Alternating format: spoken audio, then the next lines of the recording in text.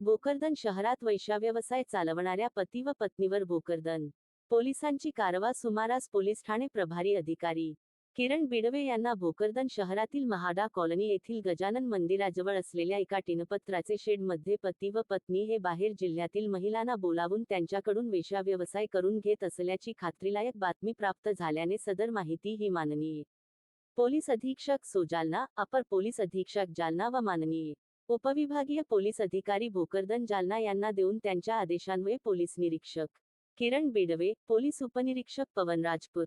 1225 प्रशांत उबाळे, शिवाजी जाधव, संदीप भुतेकर, किशोर मोरे, सीमा देठे, जयश्री कोहिरे यांनी महाडा कॉलनी येथील ज्ञानेश्वर विनायक वाघ यांच्या मालकीच्या जागेमध्ये जाऊन छापा मारला असता तेथे इसम नामे गणपत रामधीन सेठी वय 54 वर्ष, गीतांजली गणपत सेठी वय 51 वर्ष, राजूर भोकरदन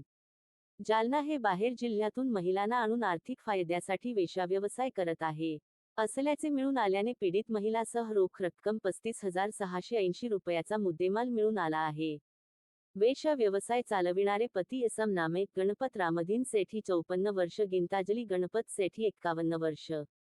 राजूर भोकरदन जालना, खोली मालक ज्ञानेश्वर विनायक वाघ भोकरदन जालना यांच्यावर कलम 3, 4, 5 अनैतिक व्यापार प्रतिबंध अधिनियम 1956 प्रमाणे गुन्हा नोंद करण्यात आला आहे.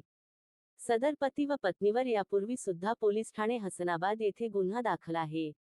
सदरची कामगिरी पोलीस अधीक्षक तेंगबीर सिंह संधू, अपर पोलीस अधीक्षक विक्रम साळी, उपविभागीय पोलीस अधिकारी नितीन कटेकर यांच्या मार्गदर्शनाखाली पोलीस निरीक्षक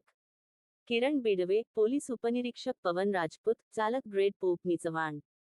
प्रशांत उबाळे, शिवाजी जाधव, किशोर मोरे, संदीप भुतेकर, सीमा देठे, जयश्री कोहिरे यांनी केली आहे.